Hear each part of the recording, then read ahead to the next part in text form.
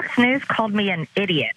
That was literally their headline. They called me an idiot. But what I've done is expose what was already happening in the dark. And I think the beautiful thing about it is that Democrats have to come clean. They were controlling Mike Johnson anyways. He was giving them everything. Okay, so full disclosure, Fox News ran an editorial by someone who called her an idiot. Also, fuller disclosure, plenty of people, I'm sure even at Fox News, think that she's an idiot. If you are Marjorie Greene and you do not want to be thought of or called an idiot, the simple solution is to take yourself out of the public eye, because unfortunately, every time you open your mouth, every action you take is going to make some people think that.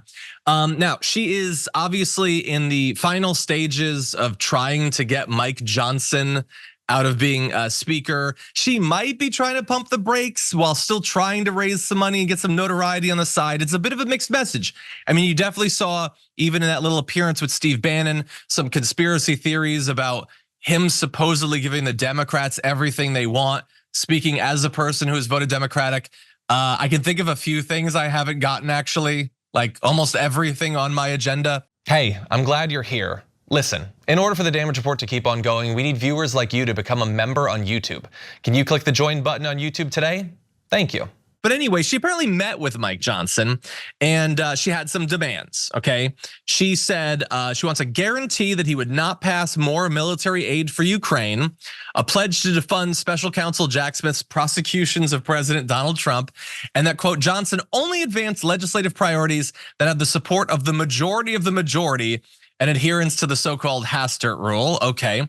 She goes on to say, I have been patient, I have been diligent, I have been steady, and I have been focused on the facts, and none of that has changed. So I just had a long discussion with the speaker in his office about ways to move forward for a Republican-controlled House of Representatives. We're talking to him tomorrow based on our discussion today. Now, we're gonna move to Mike Johnson in just a second, because he has thus far survived this assault, and it looks like he will going forward. But look at that madness, man. Mike Johnson is a legitimate crazy person of a right winger. And yet when you have people like Marjorie Greene, the simple fact that he is doing the basic stuff that any speaker would do is used as a representation of the fact that the Democrats control everything. What are the Democrats getting? Like the aid for Ukraine that we've passed multiple times under different speakers that were not Mike Johnson? Like, is that the linchpin of this massive conspiracy that she thinks is going on? He helped to kill the border security bill, the same as she did. The government is barely functioning, just like she wants, and yet she pushes for more. Now, here is his response to all of this. You do what Marjorie Taylor Greene is asking, which is to defund the special counsel's investigation and criminal case against the president. Well, look, there's been a lot of discussion here amongst House Republicans in particular for a long, long time about the abuse of the special counsels. I mean, this is a tradition that goes back about a quarter century.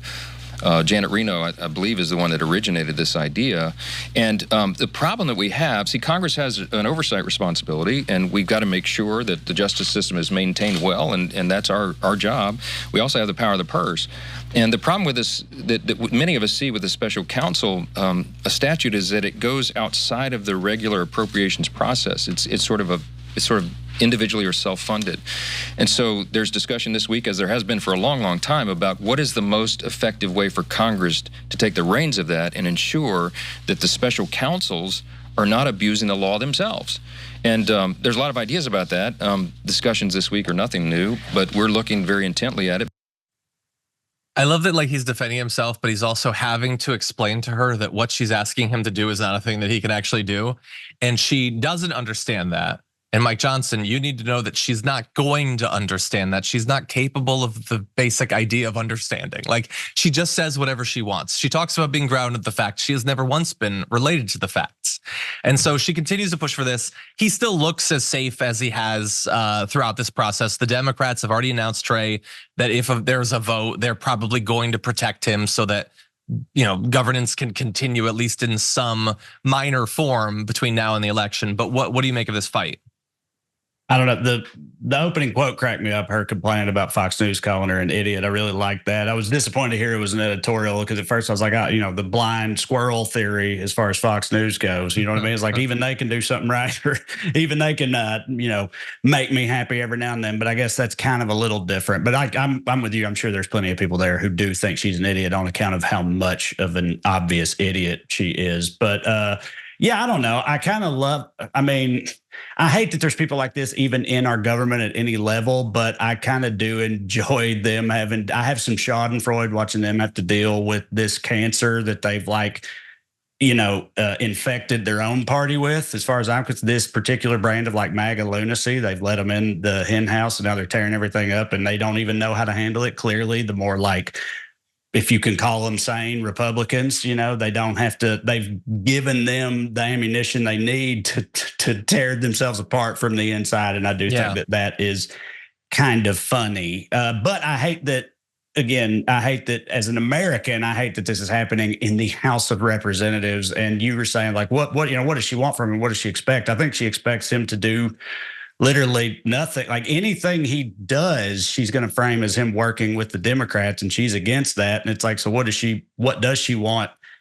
Just for nothing to ever happen, to burn the whole thing down, for the system to not even exist? And in that case, it's like, so what's the point of your job and your position? You know what I mean? You're like an elected official whose whole philosophy is that there should be no government, or at least not that you shouldn't there should be no bipartisan government. You should never work together to accomplish anything for the people. And it's like, I just don't understand the appeal she has to anyone, I guess, outside of just like frothing nonsensical rage, which is, pretty effective electorally in our current climate. So, I think that is supposed to be her appeal. I think that she's good at firing up a certain type of person out there, of which there are millions who are similar to her in some ways that I find very distressing.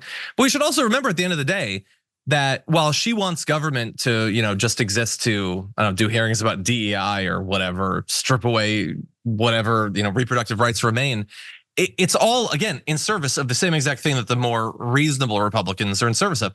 Marjorie Greene is a many times over millionaire. I know it seems crazy considering, everything about her and her vibe and everything. She's there to protect entrenched wealth, the same as all the rest of them. She's more deranged and conspiratorial about it. And she's there to help get the conspiratorial people to have a thing to focus on in government so that they don't notice that nothing is happening to actually help them. And that the only thing that actually gets passed is tax cuts. At the end of the day, it's very similar to the other Republicans. She's just more like, obviously deranged as she's pushing it.